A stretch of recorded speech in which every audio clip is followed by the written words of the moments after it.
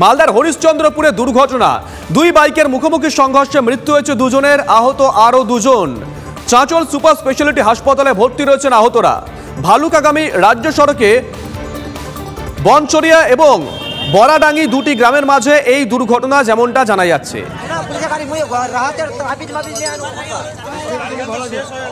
যে দুটো bike accident হয়েছে সেই দুটো বাইকের তো কোনো চান্সই নেই যে বাইকগুলোকে নেওয়া যাবে, কিন্তু যারা অ্যাক্সিডেন্ট হয়েছে তারা এদিক ওদিকে পড়ে আছে। তো দুজন তো যা অবস্থা হয়েছে একদম সেই প্রচুর অ্যাক্সিডেন্ট হয়েছে, আর বাকি চারজন যে আছে ওরাও এদিকে ওদিকে ঘোরাঘুরি করছিল, তাদেরকে তুলে নিয়ে হসপিটালে পাঠালাম। টোটাল কতজন ছিল দুটো বাইকে? টোটাল মোটামুটি 6 জন ছিল, বুঝতে পারলেন। সংঘর্ষ কি মুখোমুখি হয়েছে? হ্যাঁ, সামনাসামনিতে, একটা বাইক ওদিক থেকে একটা বাইক এদিক থেকে। আগামীকাল ইন্ডিয়া জোটের চতুর্থ বৈঠক, নেতৃত্বের প্রশ্নে ইন্ডিয়া জোটের বৈঠক নিয়ে চলছে দড়ি টানাটানি। ঐক্য না সংঘাত, কোন দিকে এগোবে ইন্ডিয়া জোটের ভবিষ্যৎ, তুঙ্গে জল্পনা। কি কি বিষয়ে আলোচনা হতে পারে এবারে জোট বৈঠকে? সূত্রের খবর, রাজ্যে রাজ্যে আসন সমঝোতা, যৌথ রাজনৈতিক কর্মসূচি, যৌথ প্রচার এবং অভিন্ন ন্যূনতম কর্মসূচি রূপায়ণ নিয়ে কথা হতে পারে এই বৈঠকে। জোট ইন্ডিয়ার আসন সমঝোতার প্রশ্নে বাংলাতেও কাঁটা রয়েছে। বাম কংগ্রেসকে রাজ্যে বিজেপি দোসর মনে করে তৃণমূল। বৈঠকের পর রাজ্যে কংগ্রেস ও তৃণমূল সম্পর্ক কী রকম হবে? সব মিলিয়ে লোকসভা নির্বাচনের আগে জোট ইন্ডিয়ার এই দিল্লি বৈঠক বুঝিয়ে দেবে ভোট যুদ্ধে আদৌ কতটা সফল হতে চলেছে শরিকদের এই সম্পর্ক, কতটা জোটবদ্ধ হতে চলেছে বিজেপি বিরোধী জোট, নাকি নিজের নিজের রাজ্য বুঝে নিতে চাইছে আঞ্চলিক দলগুলো। কোন পথে যাবে জোটের ব্যাটন, উঠছে প্রশ্ন।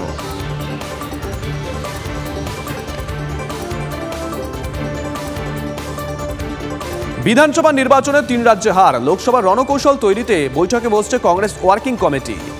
ইন্ডিয়া জোটের বৈঠকের পরদিনই নিজেদের অবস্থান ঠিক করতে বৈঠকে বসবে কংগ্রেসের ওয়ার্কিং কমিটি। বৈঠক ডেকেছেন কংগ্রেস সভাপতি মল্লিকার্জুন খাড়গে। মধ্যপ্রদেশ, ছত্তিশগড়, রাজস্থানে ভরাডুবি হয়েছে কংগ্রেসের, তাই লোকসভা নির্বাচনে কিভাবে মানুষের সমর্থন ফেরানো যায়, কোন ইস্যুতে ভোটারদের মন জয় করা সম্ভব, তা নিয়ে আলোচনা করতে দলের সর্বোচ্চ কমিটির বৈঠক বসছে। ওয়ার্কিং কমিটির বৈঠকে 24-এর ভোটে কার কি দায়িত্ব হবে তাও এক প্রকার ঠিক হয়ে যাবে। পথসভা, জনসভা, বাড়ি বাড়ি গিয়ে জনসংযোগে জোর দেওয়া হবে বলে জানা যাচ্ছে, আর তারই খরচ সংগ্রহে চাঁদা তোলা হচ্ছে। আগামী 28শে ডিসেম্বর দলের 138তম প্রতিষ্ঠা দিবস, তাই সাধারণের কাছ থেকে 138 টাকা করে সংগ্রহ করা হবে। গতকাল সারাদিন বন্ধ থাকার পর অবশেষে স্বাভাবিক নোয়াপাড়া দক্ষিণেশ্বর রুটে মেট্রো চলাচল। সারা রাত কাজ চলার পর সকাল 7টা 23-এ স্বাভাবিক হয়েছে পরিষেবা। বারবার কেন দক্ষিণেশ্বর থেকে নোয়াপাড়া এই বিপত্তি, খোঁজ করলাম আমরা। সূত্রের খবর, থার্ড লাইন ত্রুটিপূর্ণ, যে কারণে মাঝে মধ্যেই বিদ্যুৎ বিপর্যয় ঘটছে। থার্ড লাইনে আগেও বেশ কয়েকটি অংশ নিজের জায়গা থেকে সরে গেছে কিংবা ভেঙে গেছে, সেগুলো ঠিকমতো মেরামতি না করেই চলছে মেট্রো পরিষেবা। দমদম থেকে মেট্রো লাইন দক্ষিণেশ্বরের দিকে যাওয়ার সময় অনেকটাই উঁচু হয়ে গেছে, সেখানে যান্ত্রিক ও প্রযুক্তিগত সমস্যা হচ্ছে বলে মনে করছেন মেট্রোর আধিকারিকরা। কেন নোয়াপাড়া দক্ষিণেশ্বর লাইনে বারবার বিপত্তি, তা নিয়ে কোনো আলোচনাই হচ্ছে না, তাই কারণও বেরিয়ে আসছে না। যেটা হয় আমাদের মেট্রো সার্ভিসেসে ইলেকট্রিক্যাল থার্ড লাইনে দিয়েই আমাদের কানেক্টিভিটিটা হয়, তার দিয়ে মেট্রো চলাচল করে। থার্ড লাইনে একটা প্রবলেম দেখা দিয়েছে, যেখানে ইলেকট্রিক কানেকশন রেকের মধ্যে যাচ্ছে না, তার ফলে ট্রেন চলাচল বিঘ্নিত হয়েছে।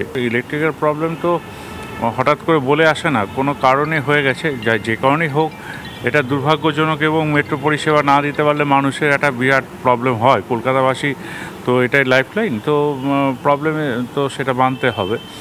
কিন্তু আমরাও দেখছি কেন এই ফলটা হচ্ছে ফ্রিকুয়েন্টলি। টিআরসিসি যেটাকে আমি বলি আমরা, যে যেখানে থার্ড রেল কানেক্টিভিটি যেখানটা হচ্ছে, সেখানে একটা পোর্শনে একটা ধরেছিল, প্রবলেম ক্রিয়েট হয়েছিল, সেটার জন্যই হয়েছে। এদিকে হঠাৎ অসুস্থ হয়ে মুম্বাইয়ের হাসপাতালে ভর্তি তনুজা, আইসিইউতে রাখা হয়েছে অভিনেত্রীকে। বার্ধক্যজনিত সমস্যা নিয়ে হাসপাতালে ভর্তি প্রবীণ অভিনেত্রী, আইসিইউতে রয়েছেন তনুজা।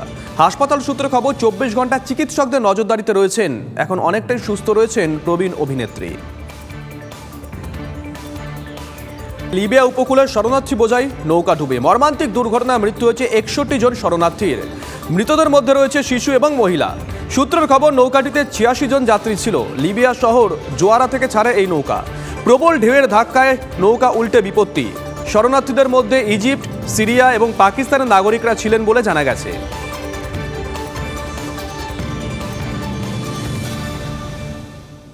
মধ্যপ্রাচ্যে মহাযুদ্ধের খবরের দিকে নজর রাখতে হচ্ছে পিসিআরকে একবার বলবো বিগলে দেখানোর জন্য। এই মুহূর্তে আরো একটা বড় খবর, গাজা ধ্বংসস্তূপে নিখোঁজ কমপক্ষে 8,000 মানুষ, মৃতের সংখ্যা 19,000 পার এখনো পর্যন্ত। সূত্র যে কথা বলছে, বড় খবর, নিখোঁজ ও মৃতদের মধ্যে 70% মহিলা এবং শিশু। বহু মানুষ এখনো ধ্বংসস্তূপে আটকে আছে। হামাস ইসরায়েল যুদ্ধে রাষ্ট্রপুঞ্জের সংঘর্ষ বিরতির প্রস্তাবে ভেটো দিয়েছে আমেরিকা। ইসরায়েলকে প্রচুর অস্ত্র সাহায্য আমেরিকার।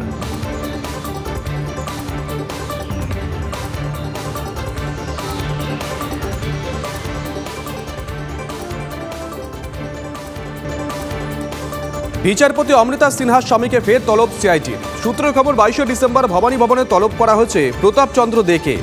আগামী সোমবার তাকে ফোনও জমা রাখার নির্দেশ দেওয়া হয়। 1 ডিসেম্বর বিচারপতির স্বামীকে প্রায় 3.5 ঘন্টা জিজ্ঞাসাবাদ করা হয়। গত শনিবার তাকে দ্বিতীয়বার ডেকে পাঠানো হয়। সেদিন প্রায় 9 ঘন্টা জিজ্ঞাসাবাদ করেন তদন্তকারী আধিকারিকরা।